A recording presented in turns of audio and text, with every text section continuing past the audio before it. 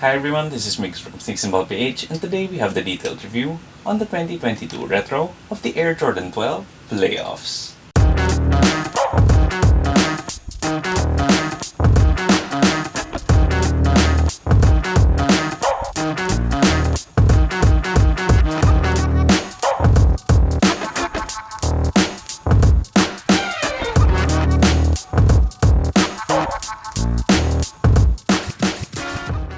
Before we get started, if you do like the video, please make sure to leave a thumbs up down below.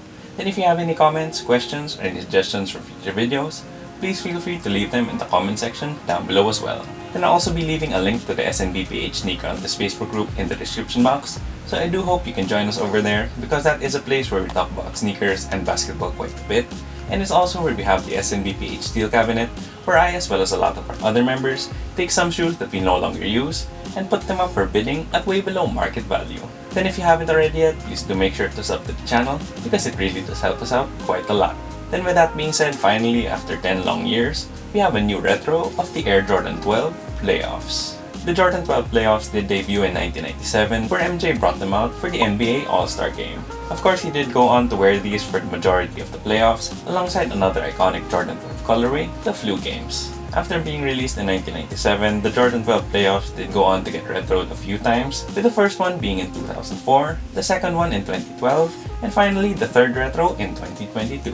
We also did have a Jordan 12 Low in the playoff colorway, which released around 2017, and I'm not really sure if that counts, so I'll still consider this the third retro of the playoff 12s. The playoff colorway of the Jordan 12 is, in my opinion, one of the cleanest and classiest looking colorways of the shoe, which is definitely one of the big reasons I was excited that they brought them back this year. I also was pretty excited because that means that we have a new pair that we can use on court, because if you don't already know, in my opinion, as well as a lot of other people's opinions, the Jordan 12 is one of the best Jordan retros to hoop in. That is quite amazing given that the design of the shoe is 25 years old, so I guess it just kinda shows you how much Nike and Jordan brand really pushed the boundaries and made basketball shoes that were really way ahead of their time. Like I said, this is definitely one of the best, if not the best, retro Jordan to play in, so to see why and to get into more detail with the shoe, let's take a look at the tech specs. Starting off with the traction, you do have a solid rubber outsole all throughout, and here at the forefoot and the heel, you have some good old herringbone. This herringbone traction pattern, as you can see from this shoe, has been used for so long, and that is definitely for good reason, because it is just so reliable and dependable. You really won't have any issues sticking to the court with the Jordan 12s, and that goes for whether you're playing on a clean court, a dusty court, or even outdoors. For outdoor use, the Jordan 12's traction does work very well. Not only does it grip outdoor courts, but the Jordan 12 was released in the late 90s, so of course it uses pretty hard rubber that's gonna last you a pretty long time. Overall, for the traction, I really don't think there is much more you can ask for. It's very grippy and tacky both on clean and dusty courts, and it's also going to be really durable even if you take it outdoors. Then moving on to the cushion, you do have a full-length Phylon midsole with full-length zoom inside. It's definitely quite amazing that in 1997 we had a hoop shoe with full-length zoom, and this was also, interestingly enough, the first time zoom was used on an Air Jordan, and it's safe to say that they really went all in by putting a massive full-length zoom bag in the Jordan 12. Even on the first time you try a pair of Jordan 12s, you can already feel that zoom underneath, and it really just gets better and better once you start moving and breaking it in.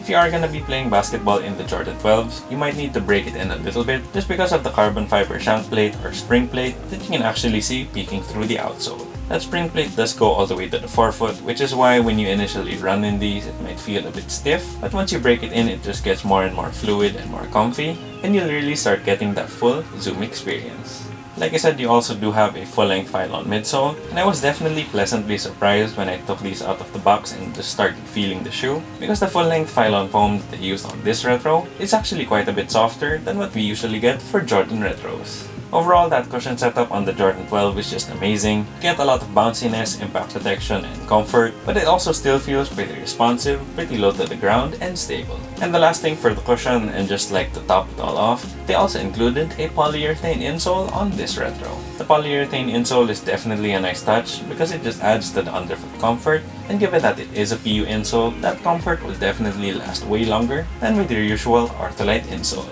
Then moving on to the materials, the Jordan 12 is an almost all-leather shoe, and the quality of the leather that they used on this shoe is pretty good. For the black parts of leather, it is synthetic and it also has a pretty heavy tumbled texture, but it is still, in my opinion, pretty soft to the touch and on foot, and also still has a pretty premium look and feel. I did compare the leather on these to my 2016 flu games. I mean, it was definitely quite a bit softer than this and not as tumbled. But in the end, in the grand scheme of things, I think this is definitely really nice, especially given the materials we now get in 2022. You do have that black tumbled leather for the main body of the shoe as well as here on the tongue, but here on the overlays on the lateral and medial side of the shoe, you have this white leather with that signature Jordan 12 lizard print. I do like this leather they used on the overlays because it is a pretty thick cut of actual and legit leather, and I also think they did a pretty good job with the leather embossed print, at least in my pair. Then aside from the leather on the upper, which does comprise around 95% of the shoe, you do have some nice rope laces, some ballistic mesh here on the sides of the tongue for a bit of breathability, your neoprene sock liner that's pretty well padded, and your plastic lace loops or lace grommets here at the top of the ankle. These lace grommets here at the top of the shoe were actually metal in the OG release, but I don't really mind that they use plastic on this one because for one, they have been doing that for a long time.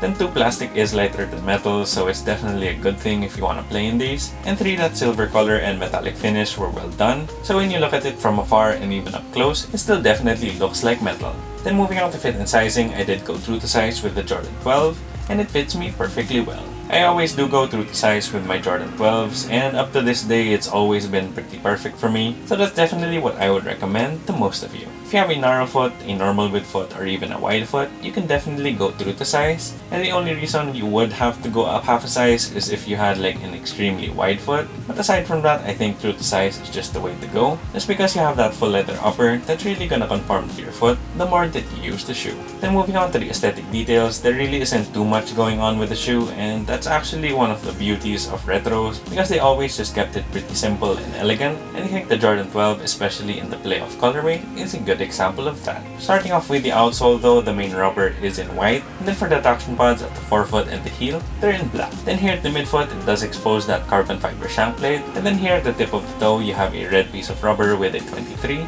as well as your black Jumpman logo. Then moving on to the midsole, a lot of that white rubber does come up. Then here at the forefoot, that phylon is white as well. Then it also has that embossed lizard print. Here at the back though, that phylon is painted black. And then here at the heel of the shoe, you have a red 23. Then moving on to the upper, it is mostly a black and white shoe, with the black portions being the main body of the shoe with that tumbled leather, and that white part being those leather overlays on the lateral and medial side. Then for your other bits of color though, you do have a small silver tab on both the lateral and medial side, but for the one on the lateral side, you do have some debossed Jumpman text. You also do have silver on those plastic lace grommets here at the top of the shoe, and on each one you actually have an embossed Jumpman. Then moving on to the tongue, you do have 2 3 stitched in white, and here at the top of the tongue, you have a red stitched Jumpman. Then for your last aesthetic detail, you do have the heel pull tab with a Jumpman at the top with a red box, and beneath that you have that iconic Jordan patch which says Jordan, quality inspired by the greatest player ever. Then for the overall aesthetics, I think that the Jordan 12 Playoffs is one of the cleanest Jordan 12 colorways ever, and it's just such a classic and timeless look. In my opinion, you really can't go wrong with black and white, especially when you have excellent color blocking like on the Jordan 12. Of course, we have seen MJ wear these on court, and there's a lot of people that do still wear these on court, but even if you use these mostly as a lifestyle shoe, it looks pretty dope as well. Then you can really dress it up or dress it down, depending on what you want. Obviously, I do see a lot of people wearing these with shorts or with jogger pants with that whole athleisure look, but even if you dress it up and you wear it with like black pants or ankle pants, these will definitely still look really dope. That's definitely what I think the main advantage of these black and white Jordans are. It's because they're so versatile and you can literally wear them with any outfit regardless of the color, just really because none of the colors on the shoe are gonna clash. Overall, I just think it's such a classic shoe, and you really can't go wrong whether you wear these on court, wearing it just casually in a mall or something, or wearing it to a fancy schmancy event. Then moving on to the price, the Jordan 12 Playoffs retail for 9,995 pesos here in the Philippines, or $200 US. It's definitely quite expensive, but if you have been buying Jordans and Jordan 12s for a while, you know that this is pretty much the standard price that these are gonna go for, especially in 2022. I do think it's definitely worth that $200 if you're really into Jordans and if you're into Jordan 12s, because I think they did a really good job in general retroing the shoe. It also is super comfy underfoot, and they made that phylon a lot softer than they usually do. So if you are gonna play in these as well and you want the best Jordan retro to play in, then these will be worth the $200 as well. They did have quite a few pairs available for the shoes, so I definitely think that you shouldn't have too much of a hard time getting these. And if you do miss out on these when they release, I don't think you'll be shelling out too much over the retail price if you're gonna buy it on the resale market. These did release around last week here in the Philippines and in the rest of Asia, but for the US it is a bit awkward because I think they were targeting to release these at the All-Star break to kind of commemorate Jordan wearing these in the All-Star game 25 years ago, but I think there were quite a few supply chain issues, so the release on these is actually moved back to March 11 for those in the US. Of course, if you are in the US, just always keep yourself posted because it could be pushed forward or pushed back, you just never know. But as it stands right now, these should release on March 11. So there you have it guys, that's my detailed review on the 2022 retro of the Jordan 12 playoffs. Once again, if you liked the video, please make sure to leave a thumbs up down below. And if you haven't already yet, please do make sure to subscribe to the channel and click that bell icon for notifications. And as always, whether you're looking for that retail win, or if you're well on your way to win your 5th NBA championship, just keep on hunting.